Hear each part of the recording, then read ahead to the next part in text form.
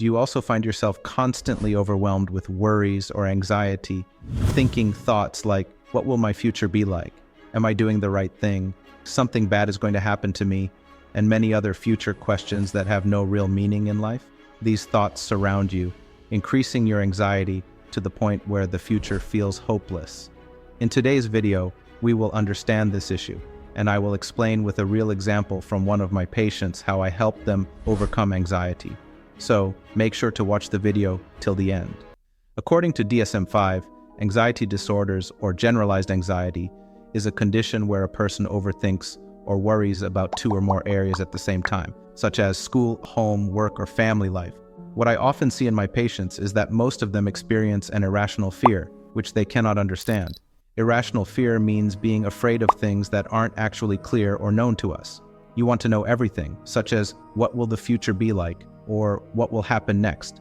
Questions like, what if this, or what if that, keep running through your mind, and slowly you fall into anxiety or stress without even realizing it. However, having irrational fear doesn't necessarily mean you have anxiety. No, there can be other symptoms as well. Let's break them down. Anxiety symptoms are divided into two categories: emotional or mental symptoms and physical symptoms. If you want to learn about specific anxiety symptoms, you can watch this video where we have detailed 45 symptoms of anxiety. Now let's continue with this video. First, let's talk about emotional or mental symptoms. These are caused by constant worry, where your mind is always restless. You feel a sense of restlessness, cannot sit still, and experience nervousness and unease. Now let's talk about physical symptoms. These primarily affect your heart, lungs, and skin. For instance, your heart races, you experience difficulty breathing, you get sweaty, or sometimes you feel hot or cold. Additionally, you may have heard people say that their body feels tight, their muscles become very tense, and they feel dizzy or lightheaded. This is all due to shortness of breath. In my clinic, I've often seen that when someone's anxiety becomes too severe, they end up in the emergency room due to a panic attack. They feel like something terrible is going to happen, or that they might die. These people often visit their primary care physician, or their anxiety pushes them into severe depression, where they lose all motivation. I won't go into detail about panic attacks in this video, as we've already discussed how dangerous they can be with examples. You can click the I button to watch that video. Now, let me explain anxiety with a real-life example. I had a patient at my clinic, an elderly lady who had always done everything for her family throughout her life. As she grew older and couldn't handle all the responsibilities anymore, her worry increased, which worsened her anxiety. When she began talking about her symptoms, she mentioned a lack of energy, feeling depressed and sad, and having no motivation. As we spoke more, it became clear that when she was younger, she was very active and energetic, managing everything perfectly. But now, she wasn't able to do all of that. She was constantly worried about what would happen next, who would take care of things, and was surrounded by what-if questions. This was the main reason behind her lack of motivation and depression. By the time she came to me, she was deeply trapped in anxiety. Before visiting me, she had seen a therapist, but therapy didn't help her much. Then we started her treatment. As a psychiatrist, we do an evaluation for depression and anxiety, and we explore medication options. Since therapy wasn't improving her anxiety and depression, we assessed her and recommended medication. We prescribed medication that would help with both her depression and anxiety. You know, sleep is also a factor in anxiety. She wasn't able to sleep well, had trouble falling asleep, her energy levels were low, her appetite was reduced, yet she was still gaining weight. Her motivation was low, and she felt she wasn't being productive for her family.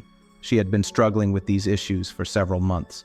After the assessment, we educated her on her limitations. The first step in treatment is education. This means we first explain to the patient what anxiety is and how it affects the brain.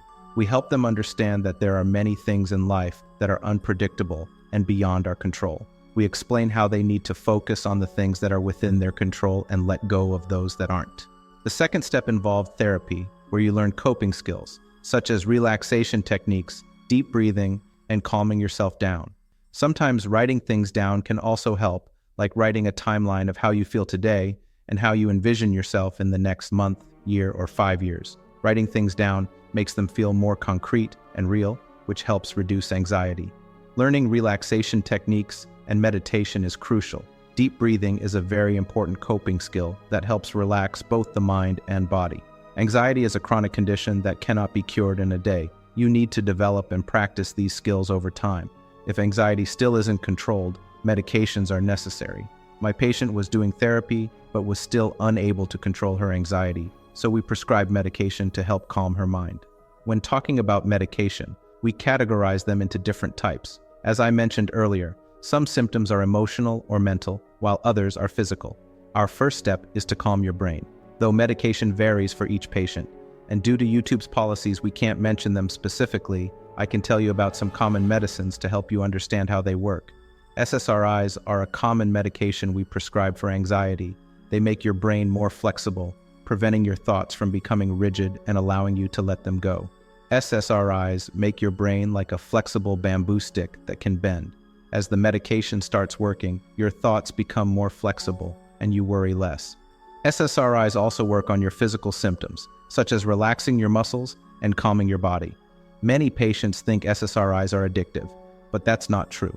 When anxiety becomes so severe that it affects your work, school, and relationships, medication is necessary. SSRIs are not addictive medications, and they need to be taken regularly to bring peace to your mind. The downside of SSRIs is that they take time to work, usually around 4 to 6 weeks. Some people notice changes quickly, while for others, it takes longer.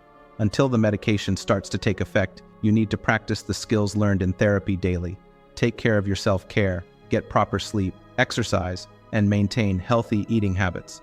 My patient followed all of this well, which helped her fully control her anxiety and live her life more easily. One important point, you should continue your medications with your therapist or psychiatrist, as medications take time to work, and your psychiatrist will continuously analyze the changes happening within you. The irrational fear of the unknown will always be there, but you'll be able to manage it in a healthy way, and it won't control your life. There are many types of anxiety treatments, including both professional and general treatments. You can watch this video where we discuss 40 treatment options. I hope this has given you an understanding of the cycle from experiencing anxiety to treating it, and if you're undergoing treatment or thinking about it, you now have a good idea of how the process works. It takes time to treat anxiety, and immediate results may not be seen, especially if your anxiety is severe.